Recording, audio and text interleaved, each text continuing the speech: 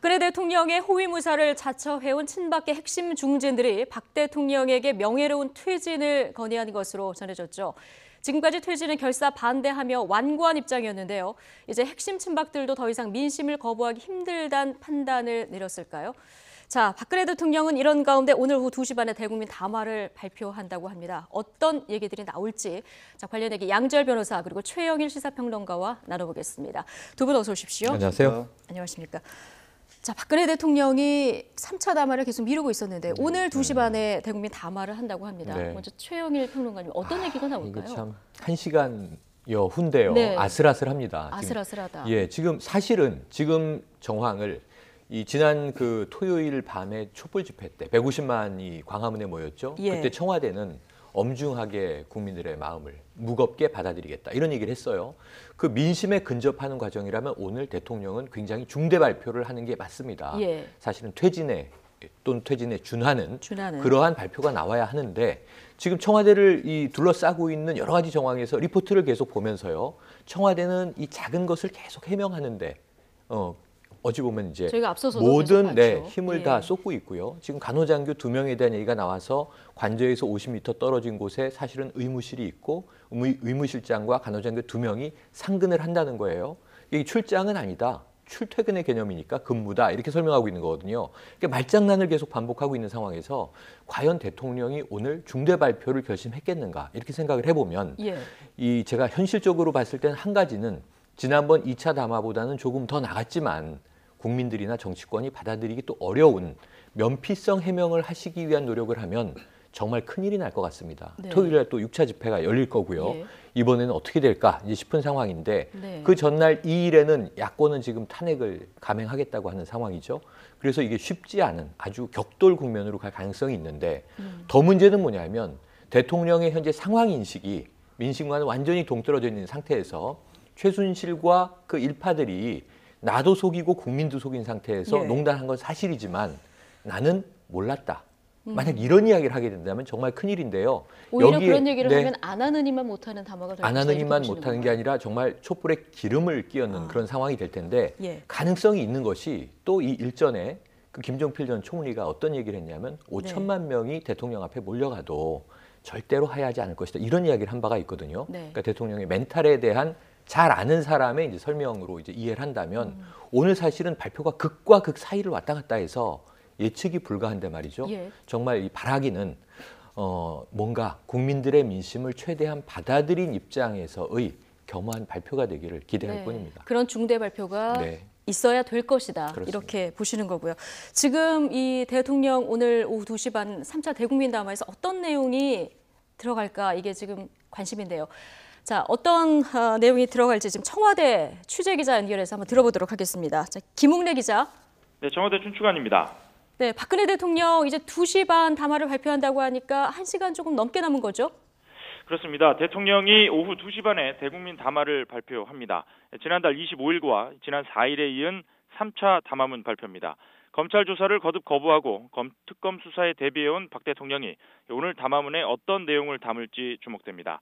탄핵과 국정조사, 특검 수사를 앞두고 남겨진 선택지가 거의 없는 상황에서 박 대통령이 자신의 거취를 둘러싼 결단을 내릴지에 이목이 쏠려 있습니다. 오늘 담화문 발표가 사실상 마지막 입장 표명이 될 가능성이 높은 만큼 사과와 해명을 되풀이해서는 안 된다는 게 참모들의 생각입니다. 청와대 핵심 관계자는 이미 국면 전환은 불가능해진 상황이라고 언급해 박 대통령의 결단 가능성을 조심스럽게 열어두기도 했는데요. 일각에서는 임기 단축을 위한 원포인트 개헌을 제안할 수도 있다는 관측까지 나오고 있습니다. 특히 새누리당의 친박계 중진 의원들까지도 명예로운 퇴진을 언급하고 있는 상황에서 박 대통령이 이번만큼은 어떤 식으로든 자신의 거취에 대해 명확한 입장을 밝힐 것이라는 전망이 많은 상황입니다. 지금까지 청와대 춘추관에서 YTN 김웅래입니다. 자, 지금 청와대 출입기자 얘기 들어봤었는데요. 어떤 명예로운 퇴진을 어제 친박계 중진 의원들이 좀 압박을 한 그런 상황이고요. 지금 이런 얘기가 나올지 또 원포인트 개헌 얘기가 또 나올지 이런 얘기가 나왔습니다. 양 변호사님은 어떻게 보십니까? 어제 이제 유영하 변호사가 마치 이제 정치적 대변인인 것처럼 얘기를 했었죠. 그래서 어제 상황을 생각해 보면 굉장히 짧은 수준의 발표였고요. 그 얘기를 어제는 대변인이었다고 하면 오늘은 당사자인 대통령께서 직접 나서서 조금 더 구체적으로 길게 풀어서 얘기하는 정도에 그치지 않을까. 그러니까 시국 수습과 특검 임명을 기다려야 하는 상황이다라는 부분에 보면 현재 검찰의 수사가 정치적으로 중립적이지 못하기 때문에 받지 못하고 있다라는 입장 아니겠습니까?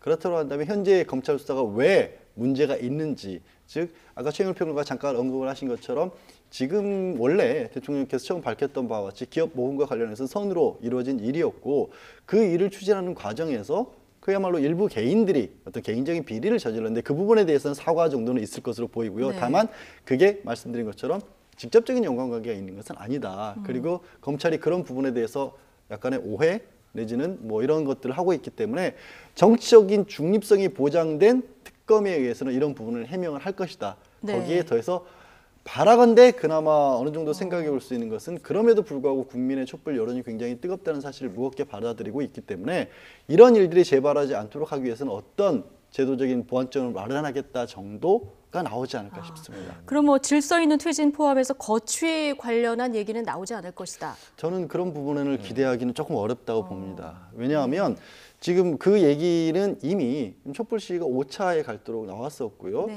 그리고 혐의 사실 같은 경우 검찰이 적시하고 있는 혐의 사실 부분은 가장 치명적으로 어떻게 보면 가장 측근이라고 스스로도 밝히셨던 최순실에 대한 공모 관계가 있었다라고 나왔을 때조차도 그런 부분을 인정하지는 않으셨거든요. 예. 차은택 같은 경우는 어쨌든 간접적으로 한 발 더 떨어진 인물이란 말입니다. 그거 하나의 변화 정도가 있었을 뿐인데 갑작스럽게 거취에 관해서 더군다나 퇴진에 관해서 얘기할 것으로 예상이 좀 어렵네요. 네. 자, 지금 취재기자 얘기로는 원포인트 네. 개헌 이 이야기가 들어갈지 이것도 주목된다 얘기를 저는 했는데요. 그 가능성도 예. 있다고 봐요. 있다고 봅니다. 정말 예. 오늘 이 2시 반에는요. 네. 도안이면 모일 것이다. 저는 이렇게 생각을 해요. 양지열 변호사가 지금 이야기하신 것은 절충적인 방식이에요. 어찌 보면은 잘못은 있었다. 인정은 하고 이런 일이 다시 벌어지지 않도록 내가 마지막에 노력을 다하겠다. 뭐 제도적인 장치를 그리고 만들겠다. 중립적인 특검에는 정말 성실하게 임하겠다. 검찰 조사에는 임할 의미가 없었다. 뭐 이런 이제 해명성 발언을 하는 거라면 오늘 이 발표가 있으면 안 됩니다. 오히려 예. 이것은 오히려 국민들의 분노를 더 돋구는 그런 일이 될 것이기 예. 때문에 답이 나와야 되는데 답이라고 하는 것은 대통령이 정면 돌파를 하겠다는 의지냐. 예를 들면 내가 이 법에 규정돼 있는 대통령의 임기를 끝까지 다 하겠다. 마지막 날까지 내가 열심히 일하겠다고 하지 않았느냐. 이게 되면 국민과 이제 적대적인 관계에서 맞서겠다라는 상황이 돼버리니까 정말 큰일 날 상황이고요. 그렇다면 오히려 오는 2일 금요일에 탄핵 가결의 가능성은 훨씬 더 높아진다고 봐야겠죠. 예. 근데 두 번째로는 아까 말씀하신 대로 청와대에서조차도 이 친박 중진들도 이제 마음이 바뀐 거예요. 더 이상 대통령을 비호할 수가 없다. 그리고 대통령 입장에서도 민정수석도 사표가 보류라고 했습니다. 근데 보류는 됐는데 뭐 제대로 일을 할까 싶은 상황인 거죠. 예. 대통령을 뭐 맡고 그동안 우병우 민정수석이 했던 역할을 최재경 수석이 할 것이냐 어렵다고 보고 법무부 장관은 이 붙잡는 것을 뿌리치고 나가버린 상황입니다. 예. 사표가 수리가 됐죠. 그럼 대통령 주변에 사람이 없단 말이에요. 국정을 어떻게 굴리겠습니까? 네. 그러니까 방법이 없는 상황에서 믿었던 친박계 소수 측근마저도 이제는 더 이상 방법이 없습니다. 그런데 하야도 싫고 이건 내 스스로 그만두는 건데 대통령을 탄핵은 더 싫고 이건 파면 당하는 거니까 예. 그렇다면 명예로운 퇴진이라도 받아들일까 하는 고심에서 예. 그 이야기를 꺼낼 수는 있다고 봐요. 아, 그런데 문제는 뭐냐면 이게 개헌이 필요한 사항이에요. 예. 임기를 단축하고 하야도 아니고 탄핵도 아니고 정상적으로 이 퇴임을 하는데 네. 시간은 1년 3개월 남은 이 대선 네. 이후보다 당겨야 된다. 그 원포인트 개헌을 해야 되거든요. 예. 문제는 야3당은 받아들이기 어렵습니다. 탄핵 그냥 이제 밀고 나갈 거고요. 그렇죠. 오늘 대통령이 그러한 정도의 절충수를 거치 문제와 관련해서 이야기를 하더라도 그것이 받아들여질 가능성은 희박하나 대통령이 마지막으로 한번 꺼내볼 수 있는 친박의 조언을 들은 발표가 되지 않겠는가. 그래서 저는 정면 돌파냐 충돌이냐 아니면은 한번 좀 숨고르기를 할 수 있는 내가 그렇다면 국민의 뜻을 받아들이겠는데 절충을 하자 하는 네. 이제 딜이 나올 것이냐 그 네. 사이로 보고요. 어제 이 그 유영하 변호인의 발표가 서면으로 전달이 됐는데요. 예. 짧죠?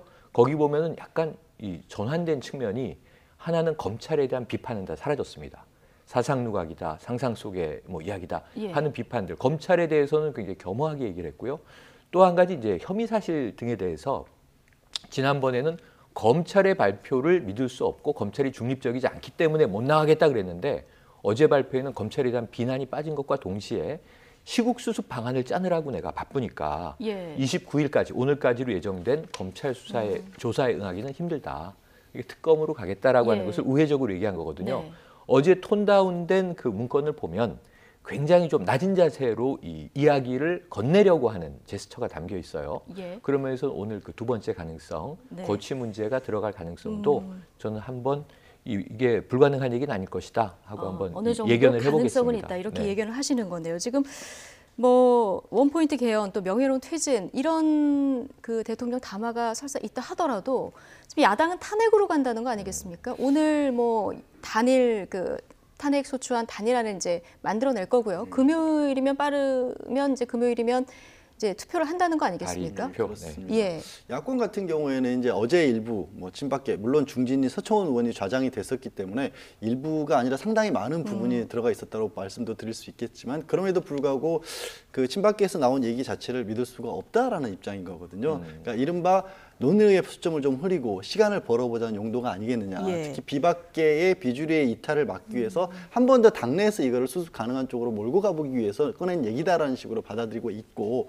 또 이 지금 이제 담화가 어떤 내용을 담게 될지 모르겠습니다만은 저는 그다지 낙관적인 예측을 하지 않고 있기 때문에 오늘 담화가 나오게 되면 더욱 더 결정적으로 아마 야권에서는 탄핵안을 추진할 것으로 보이고요. 예. 더군다나 이렇게 가갈 수밖에 없는 문제점이 뭐냐면 명예로운 퇴진이라는 의미가 사실상 지금으로서는 굉장히 어려운 상황입니다. 법적으로는 적어도. 왜 탄핵안을 추진하지 않는 것은 정치적으로 가능합니다. 타협이. 하지만 검찰에서는 수사를 했고 검찰에서는 공모관계를 이미 적시해 놓은 상황입니다. 그 부분은 이거를 그냥 지금 이 시점에서 정치적으로 합의를 봤다 그래서 검찰이 그냥 접을 수는 없는 거거든요. 네. 뭐 예를 들어서 사면을 하더라도 사면이라는 것은 일단 재판이 끝나야 사면을 하는 건데 그렇죠. 그것조차도 불가능한 상황이고 검찰 입장에서는 공범관계를 적시해서 다른 사람들을 공모자로 공소해서 재판을 붙여놓은 상황인데 거기에 중간에 검찰이 보기에는 핵심적인 역할을 했다고 할 수 있는 사람을 빼고 그럼 수사가 진행되고 재판이 진행된다는 건 역시도 법적으로 체계가 안 맞는 부분이기 때문에 그런 점에 있어서는 그래서 저는 이제 담화에 대해서 좀 부정적인 예상을 하는 겁니다. 예. 또 어쨌든 뭐 퇴진을 하든 안 하든 거취에 대한 입장 표명이 2시 반이면 우리가 이제 대통령이 그렇죠. 어떤 생각을 갖고 있는지 알 수 있을 텐데요. 자, 오늘 뭐 국회도 굉장히 바쁘게 돌아가지 않습니까? 예, 어떤 일정들이 지금 있습니까? 국회는요. 12월 2일이 탄핵 국면 때문에 더 바빠졌고 이번 주를 무슨 슈퍼 위크라고 부르더군요. 예. 국회에서는. 왜냐하면 특검, 국정조사 내일 30일부터 이제 기관복을 시작으로 열립니다. 예. 청문회도 이제 시작이 되고요. 그리고 또 하나는 이제 이 탄핵에 대한 추진. 야3당 모여서 이제 공동 탄핵안을 오늘 합의하고 예. 그리고 내일이든 모레든 이제 붙이면 이제 국회에 제출한 이후에 2일 본회의에서 강행 처리하겠다라는 게 야권의 입장인 예. 거거든요. 이 상황에서 지금 예산도 12월 2일이 법정 시한이에요. 그러니까요. 이 국정이 하루라도 멈추면 안 된다. 여기는 국민들이 동의하기 때문에 내년도의 정부 예산을 이번 주 금요일까지는 또 통과를 시켜야 되는 겁니다. 예산국회 마지막인데 확인을 해보니까 지금 정신이 없습니다. 이 예결위에 들어있는 국회의원들이. 문제는 뭐냐면 최순실 예산을 다 발라내겠다 이렇게 했는데 네. 아직도 그게 다 쉽게 안 된 것 같고 네. 최순실 예산을 감액한 것, 그 남는 여지 부분을 또 새로운 이제 네. 항목으로 채워야 되기 때문에 지금 한 2, 3일이면 너무나 바쁜 일정이에요. 예. 예결 예산국회 가고 있죠. 그다음에 특검 이제 오늘 2명을 이제 대통령께 올려서 이것도 2일 날 임명이 돼야 됩니다. 사흘 안에 임명해야 되기 때문에 내일부터 국정조사하는 팀들 정신없을 거고요. 그리고 이제 탄핵.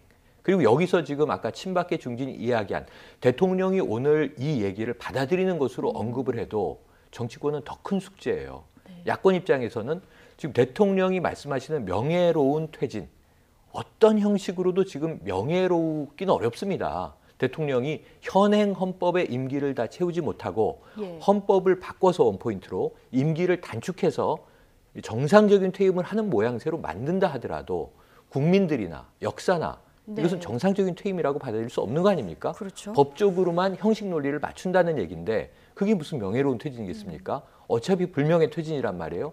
그렇다면 지금 대통령이 이미 다 발표문은 준비가 돼 있겠습니다만 1시간 남은 이 시간에 모든 것을 다 비우고 모든 것을 다 내려놓겠다라고 하는 수준의 네. 메시지가 아니라면 국민이든 지금 여야 포함한 정치권도 받아들이기 어려울 것이다. 예. 물론 이제 친박계의 이제 조언은 남아 있겠지만 비박계만 해도 아까 나경원 의원 뭐 인터뷰 얘기 잠깐 언급이 됐습니다만 비박계도 아마 원포인트 개헌을 한 명예로운 퇴진에 대해서는 다수는 받아들이기 어려울 거예요. 네. 일부는 이거 좀 고민해보자 그럴 수 있지만 결국은 예. 시간 끌기 물타기로 치부될 가능성이 높아 보입니다. 네. 오늘 뭐 대통령이 어떤 입장을 거취에 대해서 뭐 어떤 입장을 발표하든 국회에서 이제 금요일에 탄핵안이 뭐 통과가 되든 대통령 직무가 정지가 되면 이제 황교안 총리가 직무 대행을 하는 거 아니겠습니까? 예, 그러면 이렇게 되면 어떻게 되는 겁니까? 새 총리를 이렇게 뽑고 임명하는 거는 물 건너 갔다고 봐야 되는 겁니까? 야권에서는 그래서 나오는 얘기가 황교안 예. 총리가 설령 직무대행을 맡더라고 하더라도 그 자리에서 물러나고 새로운 총리를 뽑아야 된다고 하는데 사실 총리 임명권자는 대통령이기 때문에 그렇죠. 그 부분도 사실 뭐 법적으로는 현행 헌법적으로는 예. 어려운 일이거든요. 그러면 황교안 총리가 대통령 직무를 대행을 하지 예. 않습니까? 그러면 그 임명권도 같이 따라오는 겁니까? 그건 안 되는 총리 겁니까? 임명권까지 행사할 수 있는지는 제가 불명확합니다만은 예. 그거는 현실적으로 좀 어려워 보인다고 하겠죠. 네네. 왜냐하면 직무대행이라는 것 자체가 비상시를 예상한 것인데 예. 그 비상시를 예상해 놓은 총리가 설령 그 자리가 없을 경우 이제 관련 법들은 총리가 안 될 경우에 다음으로 뭐 재정부총리라든가 사회부총리가 한다라는 식으로는 예상을 하고 있습니다만은 그거를 그 총리가 들어와서 다른 총리를 뽑아준다고까지는 되어 있지 않거든요. 그럼에도 불구하고 야권에서 이제 황교안 총리의 문제를 더 이상 뭐 아직도 일부는 거론하고는 있지만은 예.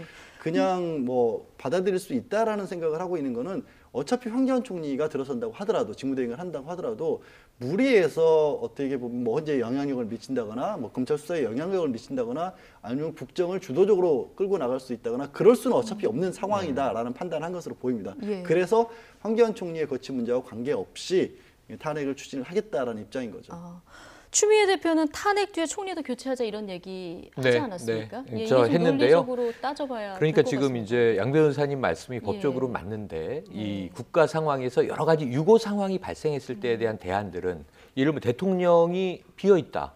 그럼 총리가 대행한다. 만약 총리가 아파서 사임하면 어떡하죠? 그 그러면 다음, 국회에서 예. 이제 이것을 선임하는 유권 해석에 의한 방법론들은 존재해요. 그래서 이제 그러한 부분들을 만약에 황교안 총리가 개인적으로 나는 이 권한대행직을 수행하지 못하겠소 네. 라고 이제 사임을 해버리는 경우에는 이건 어쩔 수가 없는 거잖아요. 예. 그럼 새로운 총리를 또 세워야 되는데 임명권자인 대통령이 없으니까 국회에서 아마 비상 상황으로 임시적으로 세우는 방법들을 만들어낼 거예요. 뭐 정치적으로 좀 풀 네. 수 있는 문제다. 네. 그리고 이제 국회법에 따라서 또 이제 헌법에 따라서 큰 충돌이 없는 상황에서 방법론을 만들어낼 수 있다고 보여져요. 네. 그래서 이제 가능은 한데 문제는 그것이 매우 제한적이라는 거죠. 그래서 결국은 대통령이 직무가 정지되는 순간 총리는 권한대행을 맡지만 말씀하신 대로 이제 황교안 총리의 역할은 크지 않을 거고요. 네. 그야말로 행정부의 수반 역할을 대행해서 국정을 지금 돌리는 역할을 하고 여러 가지 앞으로 대선 관리가 필요하지 않습니까? 중앙선관위와 국회를 중심으로 해서 이 조기 대선으로 가는 상황이 연출되기 때문에 여기서 이제 한 가지 제일 중요한 거는 헌재에서 탄핵 판결을 어느 시점에 내릴 것이냐이죠. 네. 그런데 통상 이제 최장 180일, 6개월이고 네. 그걸 조금 이제 노무현 대통령 시절을 이제 우리가 연상해 보면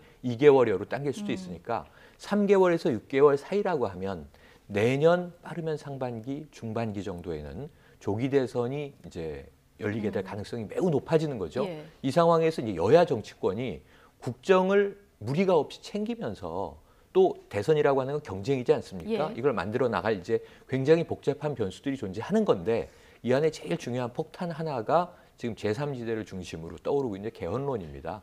개헌까지 개입하게 되면 아주 일이 복잡해지는 거고요. 문재인 전 대표 같은 경우에는 개헌, 꿈 깨라 뭐 이런 이야기를 또 하고 있지 예. 않습니까? 개헌에 대한 또 합의, 중론을 모으는 과정도 지금부터 시작될 것이기 때문에 사실 지금 정치권에서는 이 대선까지 대통령의 이제 어떤 그 거취 문제부터 굉장히 고차방정식이 되는데요. 생각할 변수가 뭐 한두 가지가 예. 아니고요. 돌발 변수도 굉장히 많다. 이렇게 봐야 될 것 같습니다. 정말 풀 수 없는 풀기 방정식 쉽지 같은 않습니다. 그런 생각도 듭니다. 이번 주는 뭐 어쨌든 대한민국 헌정사에 기록될 정말 경랑의 한 주가 될 네. 텐데요.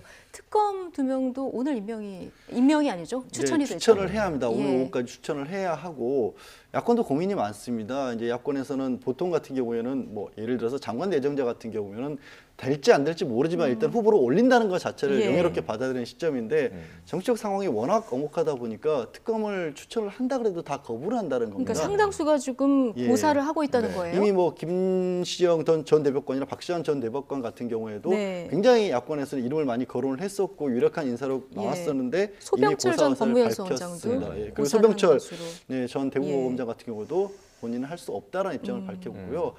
그 야권에서 계속해서 대법관 출신들을 얘기를 했던 이유는 대통령이 두 번, 세 번 거듭해서 정치적 중립성 얘기를 하기 때문에 검찰 출신보다는 법관 출신은 그래도 조금 무난하지 않을까라는 생각을 했었는데 다 고사를 하고 있었기 때문에 그러면 누가 어떻게 받아들일 수 있을까? 지금 남은 분들로 예를 들어서 뭐 박영수 전 서울고검장 같은 분들도 거론이 되고 있거든요.